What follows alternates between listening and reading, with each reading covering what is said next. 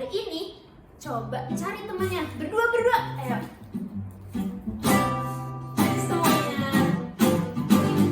Kau temanku, ku temanmu, kita selalu bersama. Seperti mentega dengan roti yummy. Kau temanku, ku temanmu, kita selalu bersama. Seperti apa? Seperti celana. Dengan apa? Dengan baju. Wow, keren. Ku akan selalu mendukungmu, mendorongmu untuk terus maju. Dan bila kau sedih, ku akan memelukmu dengan kasih. Oh, oh, oh. Kau temanku, ku temanmu, kita selalu bersama. Seperti mentega dengan roti yummy. Sekarang teman-temannya. Kau temanku, ku temanmu, kita selalu bersama.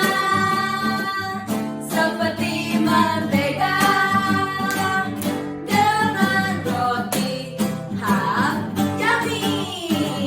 Kau temanku, ku temanmu, kita selalu bersama. Seperti celana. Dengan apa? Dengan baju. Wow, keren.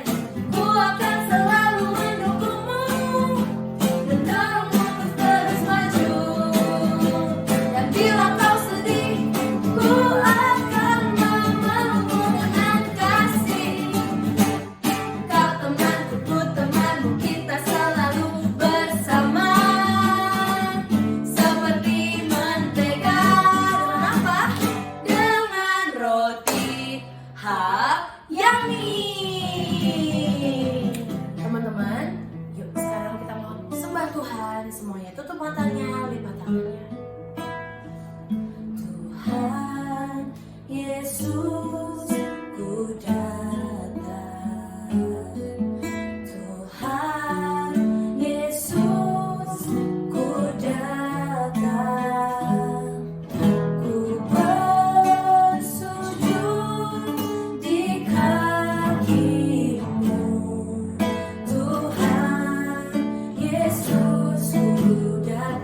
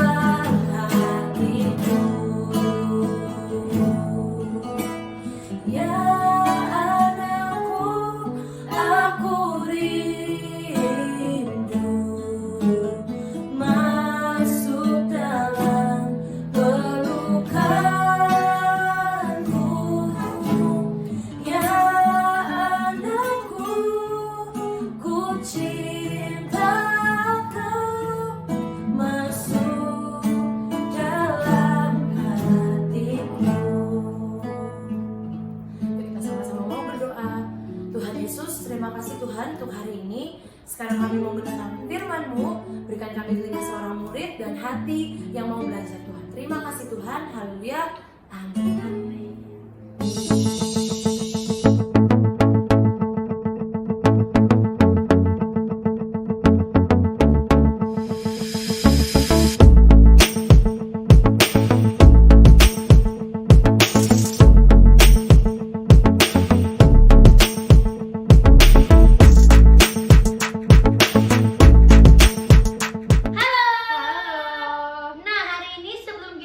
Firman Tuhan, kita mau sama-sama main balapan lagi, Kak. Balapan lagi kayak Iya. bulan lalu ya. Kayak kita senang balapan terus ya, Kak. Iya. Soalnya kalau menang dapat Dapat hadiah. Oke, sekarang perlombaannya sedikit berbeda. Kita menggunakan origami yang tadi sudah kita tonton videonya. Nah, ini adalah origaminya berbentuk ulet bulu. Iya. Jadi, cara mainnya gini. Origaminya tadi dengan sedotan. Sedotannya mana, Kak? Nah, lalu kita menghembuskan nafas kita Di bagian supaya sini ya, Kak. ya, Bagian belakang. supaya uletnya ini bisa berjalan. Jadi kita tiup nafas kita, tiup. Lalu nafas kita yang akan membuat ulet ini berjalan. Oke, siap, Kak? Kita coba ya. Ya. 3, 2, 1. Oh, kecepatan. Ya, pokoknya gitu. Nah, kalian bikin tanda untuk tanda finishnya supaya kita sama-sama tahu nih. Yeay. Terbang udah. Nah, gitu semua cara mainnya. Iya, buat yang mau dekor uletnya juga boleh biar cantik. Tuh, uletnya biar yang paling keren yang ada Iya. rambutnya gitu ya, Iya, Kak ya. betul. Oke. Jadi, kita mau sama-sama mendengar firman Tuhan.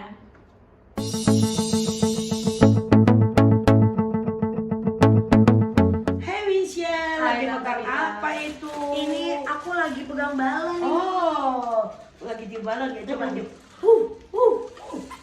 Wah, wah, ada isinya ya. Jadi balonnya jadi berkembang, jadi mengembang. Nah, adik-adik semuanya, generasi Joel yang ada di Indonesia seluruhnya, tahu nggak sih bahwa seringkali hidup kita ini dihembusi. Nah, ya kan? Dihembusi oleh apa sih? Nah, kita mau baca dulu ya. Ayo kita baca dari Roma 12 ayat 2. Dikatakan seperti ini. Janganlah kamu menjadi serupa dengan dunia ini, tetapi berubahlah oleh pembaruan budimu, sehingga kamu dapat membedakan mana kehendak Allah, apa yang baik, yang berkenan kepada Allah, dan yang sempurna. Ternyata yang pertama yang bisa mengembusi kita adalah semua hawa yang dari dunia. Makanya di dalam Alkitab diperingatkan, janganlah kamu menjadi serupa dengan dunia ini. Nah, gimana sih caranya? Apa sih maksudnya menjadi serupa dengan dunia? Contoh, misalnya, pada waktu engkau lagi ulangan, tiba-tiba temanmu itu nyontek. Dan teman-temanmu nyontek dapat nilai 9. Dan kamu satu kali kamu ulangan, dia berkata, aduh, aku yang belajar sungguh-sungguh nilaiku cuma 6. Tapi kenapa temanku yang nyontek nilainya 9? Dan kita mulai berpikir, mungkin nyontek aja ya, nggak masalah ya. Nah, itu namanya menjadi serupa dengan dunia. Pada waktu semua dunia berkata bahwa curang, tidak jujur, itu tidak masalah. Nah, kita tidak boleh menjadi serupa dengan dunia. Nah, firman Tuhan itu sebetulnya mengajarkan bahwa menjadi serupa dengan dunia seringkali ada banyak kebudayaan atau kebiasaan yang ada di antara masyarakat di dalam lingkungan hidup kita. Nah, pernah dengar gak sih adik-adik yang dibilang seperti ini? Kalau anak kecil, kalau udah sore jam 6, gak boleh jalan-jalan keluar rumah karena ada setan. Nah, firman Tuhan itu dikatakan janganlah kamu menjadi serupa dengan dunia ini. Nah, pada waktu kita ikutin, pada waktu kita berkata, jangan keluar, udah gelap, udah malam. Karena di luar ada setan.